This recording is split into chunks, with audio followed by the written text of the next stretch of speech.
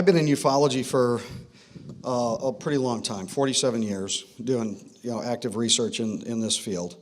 You would think that would make me like a rank veteran, okay? You would think.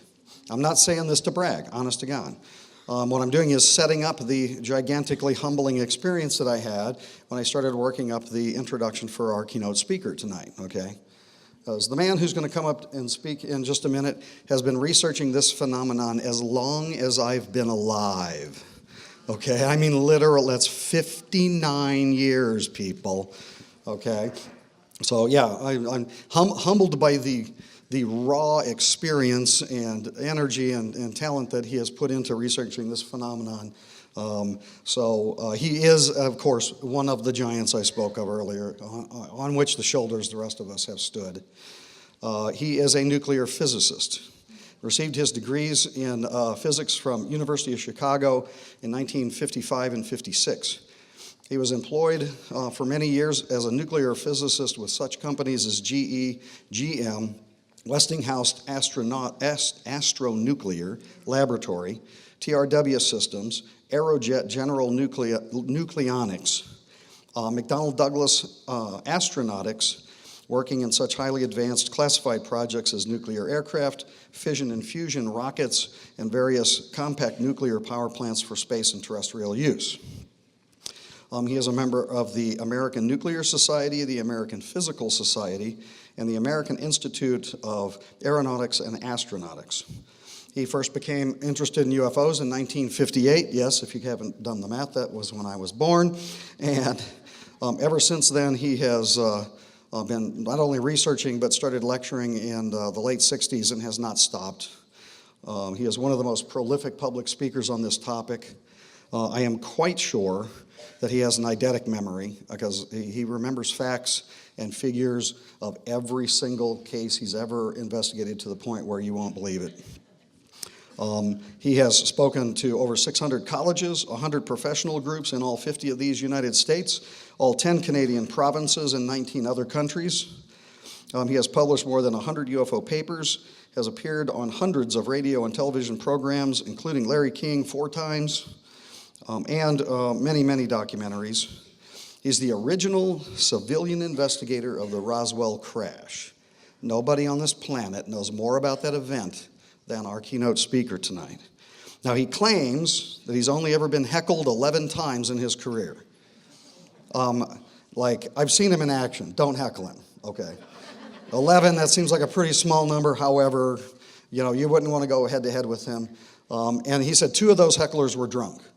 So I know one of them, the most famous one, was probably Phil Klass.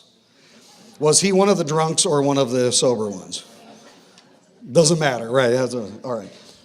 Please join me in welcoming Stanton Friedman. Thank you.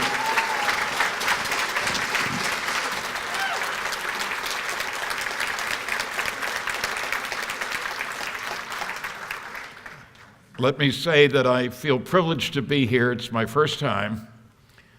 I don't know how they missed me all these past 30 years, but and I appreciate your coming out, and I can understand why this conference has such a good reputation. I'm impressed. They know how to handle things, arrange things. They know what they're doing. That's a pleasure. Sometimes the organizers don't, and that's not a pleasure. I look at my role as being that of an educator.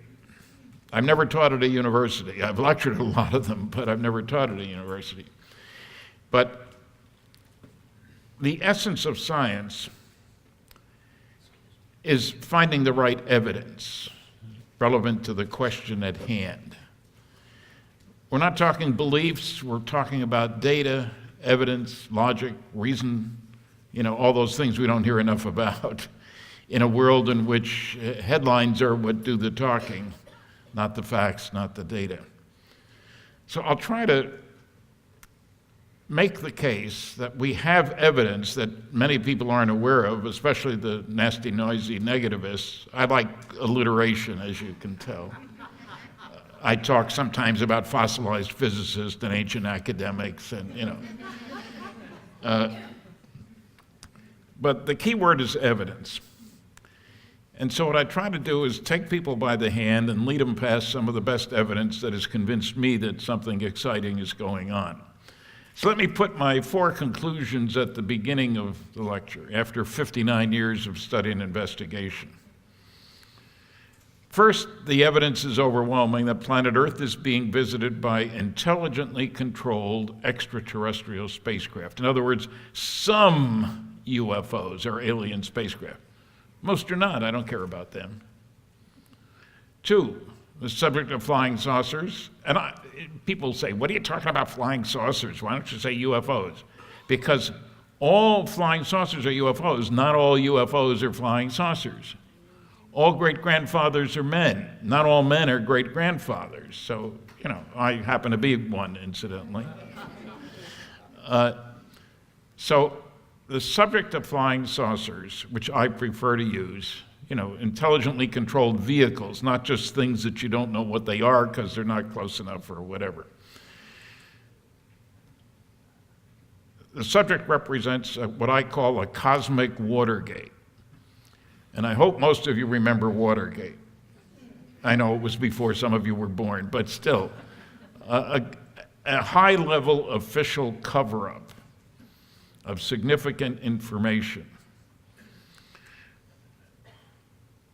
Because some people know about what's going on doesn't mean all do. You got to be careful. The third conclusion is there are no good arguments against the first 2 conclusions. And the fourth conclusion is we're dealing with the biggest story of the millennium.